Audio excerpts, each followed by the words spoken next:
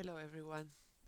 Um, this is a bit of my attempt to try to help um, people who are still thinking about how to structure work for remote teaching. And I'm just going to show you a couple of principles that I've learned over the couple of past weeks that we've been thrown into this new world. And I'm also going to show you um, how we are doing it in our school and some ideas about how perhaps you could implement it in your school. And this applies to English, um, but it can easily be adapted to other subjects as well. So I'd just like you to walk you through a PowerPoint, a very simple PowerPoint that I put together while I am still creating some online content in preparation for this term. Um, so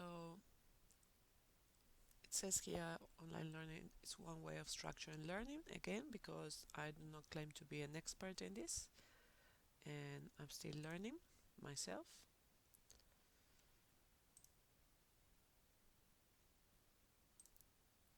And I'd just like you to consider these ideas of from surviving to thriving. How do we go about differentiating learning during the remote delivery? Um, in my context, we are doing it through this principle of must, should, and could. You could easily adapt it to any context or use what I like to call in the classroom a chili challenge. It has worked well with my year nines. Um, they enjoyed that analogy, and that is labeling some activities as green or yellow, some as orange and some as red, and that has to do with the level of difficulty and how it increases in, whatever activity you're doing, how you can make it increase in terms of rigor. Now, any labeling would work that would help students to strive to complete what they can during the time they got for your subject, for English in this case, during the week. This, of course, will depend on context and expectations, but it does allow for differentiation for mixed ability and low ability classes, and also students with a wide range of learning needs. Now, this principle of must, should, and could fit nicely in within the Bloom's taxonomy. So the must aspect of the content and skills is what would fit within the remember and understand layers of the taxonomy. Um, the should would fit within the apply and analyze, and the could are the high order thinking style activities, um, and that goes with the evaluation and creation of products. Now, today's work that I'm going to be showing only applies to the beginning of a unit of work. So we're certainly not going to be doing much creation at this stage because we're still, learning.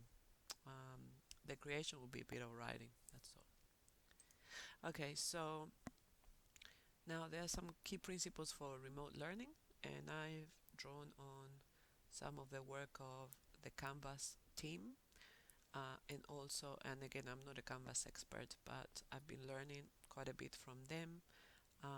And there's a couple of very simple principles that they mention, and sub-template as well. She's taught me a couple of these things, and she's basically given her instruction on this for free to me. So I'm very blessed to have had her support. Now, some key principles is that asynchronous learning is more flexible and self-paced, whereas synchronous obviously is more demanding on the teachers and students because you've got to be face-to-face.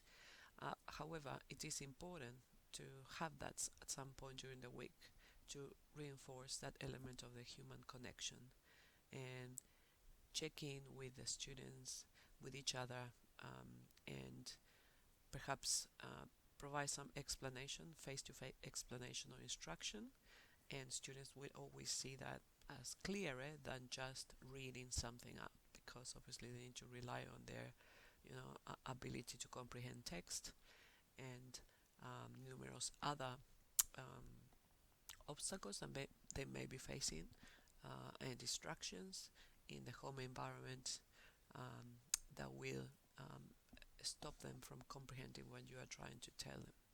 Now, it is important, in my view, to provide a balance of both as asynchronous and synchronous learning during this time. Now, there's a couple of other principles and ideas that I like to share, and that is make sure that the workload is shifted so that you are not adding too much work for the students. So you need to pace it out differently. You need to establish clear expectations around the submission of work. We have realized in my current context that it is better for students to do this once a week. So that is the advice that we have received from our executive team.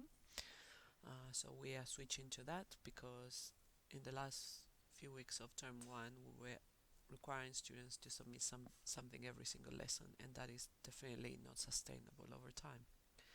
Now, in terms of developing learning activities and checkpoints, it's quite important to have those checkpoints. So some sort of check-in with the teacher, especially at the beginning of the week. Exit tickets you could implement during every lesson. I'm definitely not doing it every lesson, but I am checking students' work otherwise, and in my case I'm going to be implementing something that one of my colleagues said is working really well for her, and that is having an online English book, which is just a Google Doc. And we're definitely going to have a weekly submission. On Canvas, it will be a formal kind of task. By formal, I do not mean summative assessment, sorry. I just mean a task that can be uploaded and that we as teachers can check. Now, in terms of online resources, they should be easy to understand and self-explanatory, especially when you are in that asynchronous mode. And another important principle is to carefully word your instructions in order to avoid confusion, especially during asynchronous teaching. When students are on their own, I'm more likely to get confused due to the lack of direct interaction with the teacher. Now, to start the week, this is how I'm going to plan my week. And I will start it with some sort of direct instruction, that is 10 or 20 minutes of direct instruction. This may be in the form of a video as well. I got the great advantage of having a YouTube channel. It doesn't take that long to start, but at the beginning it can be a bit of a big learning curve when you are learning to put it all together. Otherwise, if you have the opportunity to have online conferencing with the students, would be great. A lot of people are using Zoom. We are using Canvas conferences. Anything that your organization may provide you with in order to have that face-to-face contact with students. Now, obviously, you need to pace out the delivery of the content, and the instructional materials need to be easy to understand or self-explanatory. And during the week, I think that it must include activities that can be checked. So, what do I mean by that? Some sort of self-marking activities so as not to increase your workload. So we use Education Perfect, which at the moment is free until the end of the COVID-19 crisis. And things like Quizlet, Google Forms as quizzes, readworks.org seems to be a good tool that I haven't used before, but I'm probably going to be using. So it allows you to set articles for students to read, and it's just like a reading comprehension online resource. And there's many more online. I just don't have the time to go through everything now. Now, at the end of the week, you can have some sort of high order thinking activity that you can actually read and check. and you can keep track of that in an Excel file on your teacher diary. I have hyperlinked this. I'll show you that in a minute. I just don't want to lose this this actual screen. All right. So in terms of collaborations and discussions, now my problem with all of this online learning thing is that it does not allow me as an English teacher to lead discussions and to allow students to make sure that students are actively involved in discussions. So I discovered that there's a function called Canvas groups, so you can group students on Canvas. There's another function called collaborations, and obviously there's discussions. So if you have, for example, Edmodo, that would be just a question that you post on Edmodo and people can answer, which is great. And for Google Classroom, I'm not sure what you guys have now for Google Classroom, but in the past I used to just be able to. So last year I was teaching at DEC, and we would just upload our resources online. So I'm not sure what else there is in Google Classroom at this stage. And in terms of collaboration, Canvas is a lot better than just putting a Google Doc there, because students can kick you out. Not that they would, but anyway, it's a bit more safe and secure, because you actually, for the teacher, I mean, you can actually hold those documents in your own Google Drive, and invite students to it. Now, you can also do that in Google Docs, I suppose, without collaborations, but apparently it's better.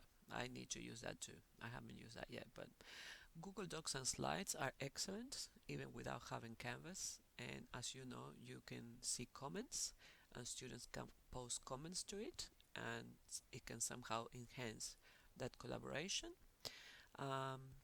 And I think that I've mentioned everything else. In terms of being intentional, I think it's very important to plan this into your weekly schedule to ensure, particularly in English, to ensure that you have that time in which you know that students will be talking to each other, to see different perspectives on the work, or the text, or whatever you're doing.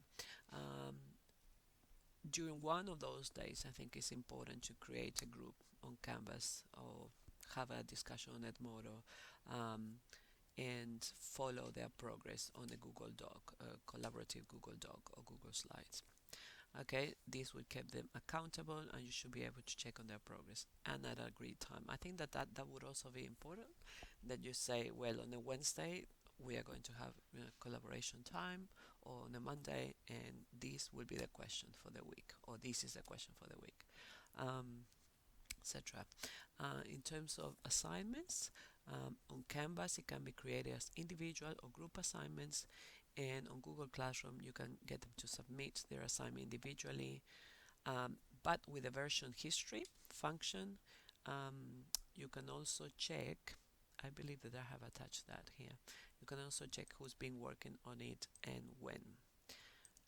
So this is an example of the version history. So if you go to the history, just in case you didn't know this is a collaborative document that my students created many years ago. And on the right hand side, you should be able to see who's edited and when that's happened. Now you can see that now because my students are not on that Google Doc anymore. Okay. Now I think that's the same slide. Yeah. Okay. Now there's lots of great resources for online learning in English, and I'm going to be posting them below this video. And I like to perhaps point out that Team English Oz is a great group to follow on Twitter. This group was created by Paula Madigan, who is an absolute expert in our field, and she's extremely generous, and she always shares lots of resources that she finds online and that she creates on this hashtag. The Ozen Chat group was one that I created some years ago, and I'm going to be posting everything that I got there just in case you never heard of it, which is fine. I'm gonna put my Pinterest stuff, poetries, etc. It's all things, but that they come in handy. And I also have like some new documents that English teachers have been sharing because our communities are very not just vibrant, but they're extremely collegiate, and people tend to share a lot of the links that they find useful for teaching English. Now, I did want to post a bit of how a discussion, what a discussion would look like on Canvas. And I know it looks quite different on Edmodo, but this is the kind of stuff that we need to ensure that's happening in the English classroom, because them just reading text and looking at videos and answering questions and writing and reading, I don't think it's enough. I think that in order for us to develop critical thinking, it is imperative that we include discussions and some sort of collaboration. Okay, so this is what my kind of I say kind of because it's not real, but I just, for the purpose of this video, I just put something together. So if I have 4 periods of English on any, given day for year 10, obviously just year 10, this is what I would do. So on Monday, I would have, check-in time with the students. I'll have some video instruction. That means conferencing. Then I'll set some sort of collaboration task. We have a little bit of time together, and students can start working on the must tasks. Then on Wednesday, students can continue working on the must, and for example, the top class may move on to the could task possibly. Then they would continue working on the could and should, and by Friday they should be finished. And of course, the classes that are mixability may only get to the should, and that is absolutely fine. Now, the teachers of those classes can manage how the learning will happen, and they might use a similar style question, high order question. Let's say just for this week, I'm saying question because this actually, I'm going to show you in the next slide. I actually set this up already. And they may decide to have a similar style question for their classes.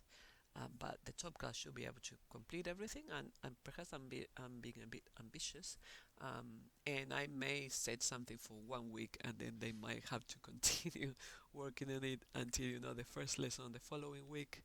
I don't know how it's gonna actually pan out in real life, but we'll see how we go with time. So I have got this in practice on my Canvas page. So let me quickly show you what it looks like on Canvas. So I hope you're able to see, when I'm scrolling up and down, which is good. So this is from my current context, and we've got our must, should, and could, and our current unit is called Talking About Your Generation. This is week 1. So to start with, we've got some memes. We've got a couple of articles. My class has already started working on this, and many of them have probably finished that. Not even 27%. That's not that much. So a few students could need to complete that particular activity. So we had a couple of articles. That was from last term, by the way, so we are continuing with this. And this was a Canvas discussion, so they had that collaboration time, and they had a bit of an extra task on looking for Ali Brand. Now, we're gonna be moving on to the rest of the unit. So for the first week, this is what the program said, and I've kind of tweaked it to fit in within the constraints of remote learning. So we've got an article online, and it opens into, you could easily just do this on Google Classroom as well.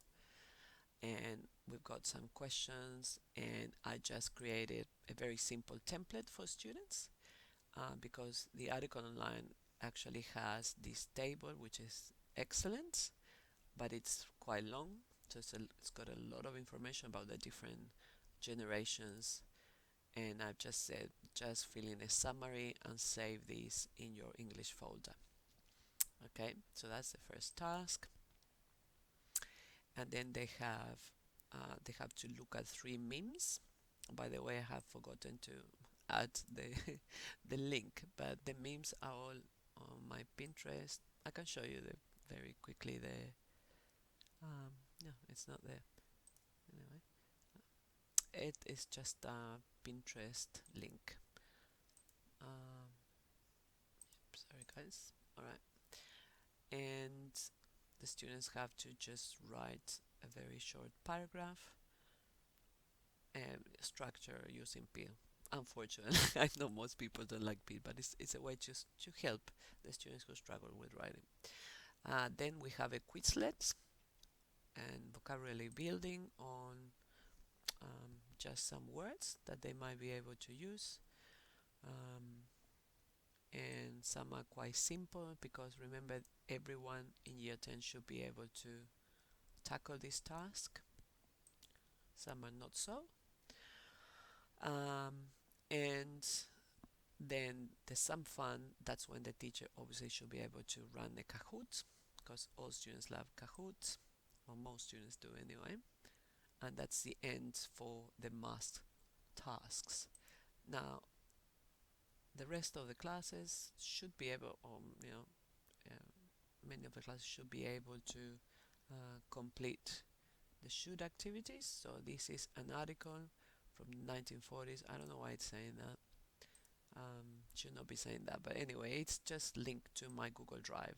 So it's just a Google Drive article, and there are some questions there, and there's something very simple about language, the language in the article. Okay, and the last one is on codes. So these are the activities that possibly the top class might be able to tackle as well. And that just has a video from YouTube. That's a prompt, and this has to do with the notion of beauty, how it has evolved in Korean. And again, you find all sorts of videos on YouTube, so that is very helpful. And we're talking about cultural assumptions as well, so the changes over time. And then there's another article from my Google Drive, and that is the first article was from 1940s, the second one is from 2010 or so. So we're examining that idea of beauty over time. Okay, and there's a couple of other activities like dictionary.com, and then I just pull out, one of the questions from this article. This article is slightly longer as well, so it's a little bit more challenging. And then we have an extended response question, and I would link that to our tasks so students can actually submit work on this, written work on this. So that's how it works in in practice, just to show you a little bit on how we are planning to do that. I hope that helps. If I were using Google Classroom, I'd probably be, again, looking at how I structure the learning over time during the week. So you can, again, put a Google document or a Google slides, and just say on Monday complete this. This is for Tuesday, this is Wednesday. So you don't necessarily need to have Canvas or any of these other fancy sort of tools, because you could be adding all of your links there. Just make sure that you are very clear in your instructions, and when you have that one-off time during the week in which you get to actually talk to students over conferencing, make the most of it, because students really thrive on that face-to-face interaction, so that they don't feel that they have to constantly submit work, but they have that one-on-one time, or they feel like having that one-on-one time with the teacher and with each other. So, okay, I wish you all the best for the beginning of term 2, and yes, take care.